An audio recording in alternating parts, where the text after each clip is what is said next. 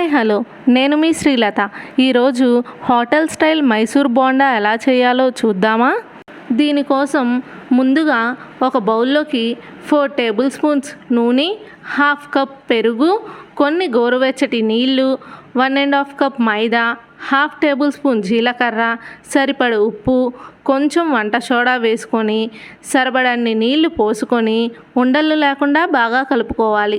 చాలామంది పిండిని స్పూన్తోనో లేదా బీటర్తోనో కలుపుతారు. కానీ వీడియోలో చూపిస్తున్న విధంగా చేత్తో కలుపుకుంటేనే బోండా హోటల్ స్టైల్లో మంచిగా పొంగుతుంది.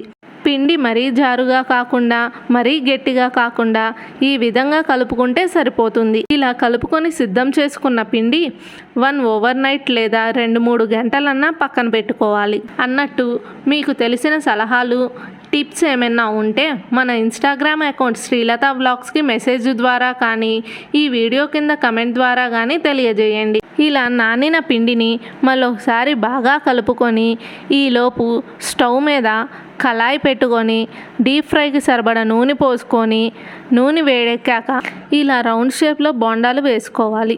ఒకవేళ మంచిగా పొంగలేదు అనిపిస్తే పిండిలో కొంచెం వంట సోడా లేదా ఈనో వేసుకొని ఒక్కసారి మంచిగా కలుపుకొని మళ్ళీ వేసుకోవాలి. ఎప్పుడైనా ఇలాంటి ఫ్రై ఐటమ్స్కి స్టవ్ సిమ్లో పెట్టుకొని వేపుకుంటేనే లోపల పచ్చిగా లేకుండా మంచిగా వేగుతాయి. మనకి లాస్ట్ టైం మదిర నుంచి దేవారీతు కలెక్షన్స్ కళ్యాణి గారు ఒక టిప్ పంపించారు.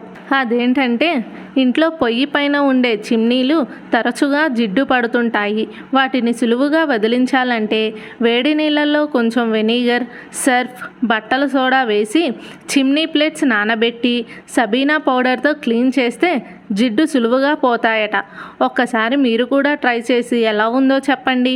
ఇలా 2 సైడ్స్ వేపుకున్న బోండాలను సర్వింగ్ ప్లేట్లోకి తీసుకొని పల్లీ చట్నీ, అల్లం చట్నీ కాంబినేషన్తో తింటే చాలా బాగుంటుంది.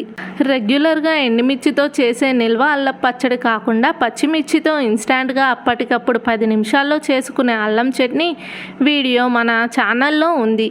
ఆ వీడియో లింక్ కింద డిస్క్రిప్షన్లో ఇస్తాను. ఒక్కసారి ట్రై చేయండి. మనం చెప్పిన విధంగా ఫాలో అయితే ఇలా హోటల్ స్టైల్లో ఫ్లఫీగా అస్సలు ఆయిల్ పీల్చకుండా పర్ఫెక్ట్ స్టైల్లో వస్తాయి. అన్నట్టు ఇంకా ఎవరైనా మన ఛానల్ని సబ్స్క్రైబ్ చేయకపోతే మర్చిపోకుండా సబ్స్క్రైబ్ చేయండి. మరికొన్ని మంచి వీడియోలతో మళ్ళీ మీ ముందుకు వచ్చేస్తా. Bye bye.